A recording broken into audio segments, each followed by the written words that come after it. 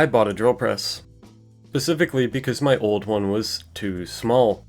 And as much as I don't like to admit it, size does matter. If you'll remember the last video, my old Wen drill press couldn't drill the holes I needed in the engine plate, and that was a 10-inch.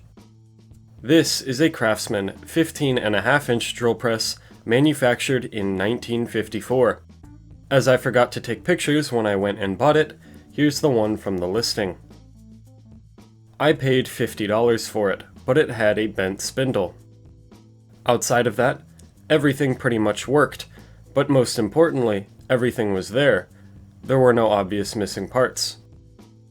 It took us about 20 minutes with my friend to pull this thing apart and get it in the back of my car. If I had to guess, it weighs around 200 pounds. I once again lied to myself and bought it with the intention of just getting it working. But if you couldn't tell from the thumbnail, I'm never smart enough to actually do that. I had already pulled the head off to get it into the car, but there was no way I was getting the base off of the column without a bit of work. And a bit of work it certainly was. It took me 3 hours with my little propane torch and a 3-pound hammer to get the thing out. While I had it outside, I wire wheeled it to clean the rust off. I once again originally planned on leaving it like this, but I'll talk more about that later. The head was remarkably simple to disassemble. So simple, I didn't even bother organizing the parts. They all obviously went into their places. Just as there was rust on the outside of the column, there was some on the inside too. As I'm still unemployed, I don't exactly have the money to drop on a tube to submerge the whole thing. So I 3D printed this plug out of TPU and hammered it in the bottom, then filled it with vinegar. I know it's hard to see in the video, but it worked pretty well. Now that I can set the column aside, I moved on to disassembling the motor. The motor actually did work just fine, but it was a little noisy. Since I was going to paint it anyway, I wanted to go through it and replace any worn parts. As everything is apart, I can begin stripping the paint off. These parts aren't just intricate, but cast iron is a very difficult material to strip clean. Abrasive wheels and sandpaper were out of the question, but one way I stripped paint back on the bandsaw was with soaking the parts in a very strong degreaser. It only takes about a day and the paint starts melting off. I then let them soak in a tub of citric acid for another few days to remove any rust. The base was massive, thick, heavy, and far too rough. Indeed, it was a heap of raw iron. Which was probably something I should have kept in mind when I decided to use an acid wash when it didn't fit in the tub. The roughness trapped the acid and made a huge mess trying to clean it out. The motor shell was the first thing I stripped and painted. I saw this paint job online and wanted to copy it, except go a bit lighter on the red so it's more candy. It turned out a bit like a blood orange, which I liked, except when I went to paint the head it didn't turn out nearly the same. I applied the red, but there were some areas that wouldn't get more red. They would just stay gold, no matter how much paint I added. It was only when I got around to painting the base did I realize the problem. These castings are very poor quality. They are rough, even by cast iron standards, and have noticeable porosity in some areas. The inconsistency in the roughness of said casting grain means the light reflects off of the gold base coat at different angles and intensity, most noticeable in corners, where it is by far the most rough. I finally learned how to paint this style correctly when I got to the base, which was, unfortunately, the last part I had to paint. Regardless, I think it turned out pretty well. The paint is so expensive I can't afford to redo the rest of the press, but here's how I got my best result.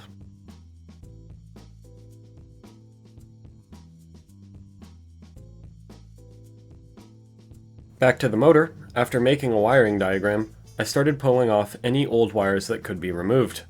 The old fiber insulation was so degraded, it would tear just by bending the wires. The wires themselves were extremely stiff as well and prone to losing strands. Any wire that could be taken off was replaced with a new silicone-insulated 16-gauge wire. Any wire that couldn't easily be taken off had new color-correct heat shrink applied over them. Although I think, in hindsight, I could have just tried splicing in a new wire. These AC induction motors are very durable units. The rotor touches nothing except the motor case, which has ball bearings. and the centrifugal switch at the bottom, which has a plastic washer that will basically never wear out until the heat death of the universe. The start capacitor might also fail, but that is a very easy swap out. At worst, the winding insulation might fail, causing an internal short. So, since I was already in here and noticed some loose winding wires, I bought this spray varnish, which is actually just epoxy, to glue them back together. I blew the dust off with compressed air, dried it in my filament dryer, and then applied a number of coats. I let it cook in the dryer overnight to cure faster, and it's ready to go back in. Speaking of bearings, I replaced those with NSK. Technically, these are the wrong size. The correct ones have a wider inner race, but these still work just fine, and the correct ones are way more expensive. The switch was replaced with a standard single-pole single-throw switch, and the electrical power cord with a new, grounded 14-gauge cable. The old cable lacked a ground wire, so the grounded part will be run to the case, so any internal shorts will either trip a breaker or any GFCI receptacle. I switched the motor on, and it worked. It's noisy from not being strapped down, but it's altogether quiet and, I think, very smooth, with the added bonus of possibly not catching on fire in the future. You may remember I mentioned I wasn't done with the column. It's now time to finish that up. I saw this video, and with how good he got his to look, I knew I had to try polishing the column, even just a little bit. The only problem is I have a floor-length column, which makes it a little bit more difficult to spin. I used these 1-inch fixed wheels as my rollers, but in hindsight I should have picked something more like 4-inch to keep the column more stable. I used 80 grit, then 400, and finished with a polishing compound. I decided it wasn't really worth it to go higher because the column had this weird pitting all over that likely would have prevented any real mirror-like finish. And also because I couldn't afford new sandpaper and didn't have anything higher. The spindle bearings were mostly okay, but I decided to replace them anyway, because if the old owner treated the drill press in a way that let the spindle get that bent, you gotta wonder what he was using this press for. The spindle really didn't want to come out, which I didn't record because of the metallic atrocities I committed during the act. With that in mind, after putting the new bearings into the quill, I made sure to freeze the spindle before reinstalling it. As most of the parts are done, I can actually begin assembling the press, and most importantly, clean up my shelves.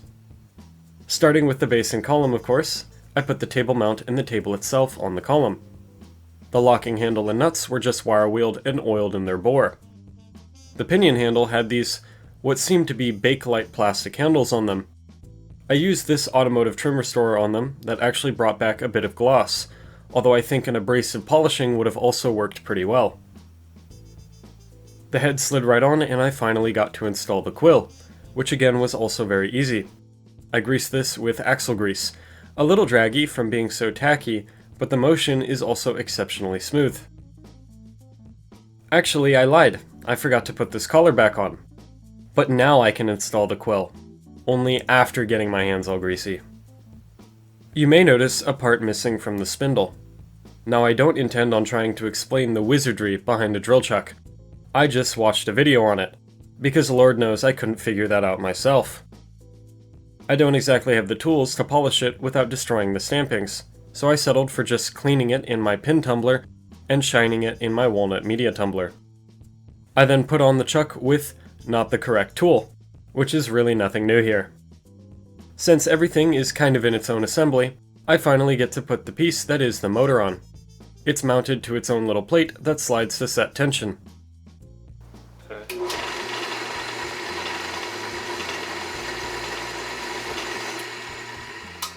Some overspray got on the table from the way I tried masking it, so I went over that with one of my beloved stripper wheels. Now you may wonder how I plan to go about addressing the elephant in the room, the bent spindle. However, there is no elephant in the room. Not in mine, at least. We have this magical tool called a hammer, and a block of wood. Surely you can see where this is going. With a big hammer like this, and this pretty tough block of wood, it doesn't take much to move it around. I've heard you can crack the head this way, but that doesn't seem to be the case here. it worked, because this thing drills like a dream. I'm getting shavings so long they start hitting the head in steel plate. Which, sure, you may think that's not the most challenging material to be putting holes into. And I'd agree with you. But this is, at the end of the day, a consumer-grade drill press. A consumer-grade drill press that consistently puts clean holes into steel without frying bits is just what I want from it. I post these videos a few months after they're recorded, as you could hopefully tell by the dates I've been putting in the top right, which will likely be a permanent addition to my videos, assuming I remember to put them there. So as we're now in the present, and I'm now editing this video, I finally got around to fixing the backward stator band, as well as swapping the ground terminal to a case stud on the bottom, just so it looks all nice and pretty. Alright guys, that wraps it up. That's my new drill press. Sure, the paint didn't turn out exactly the way I wanted, but I still think it looks pretty good. After spending so much money on a tool, you're always looking for some validation that it was worth it. What better way than a tool that actually works and does what you want? And this one is certainly no exception. With that said though, hopefully I won't get stuck in a continuous loop of tool side quests.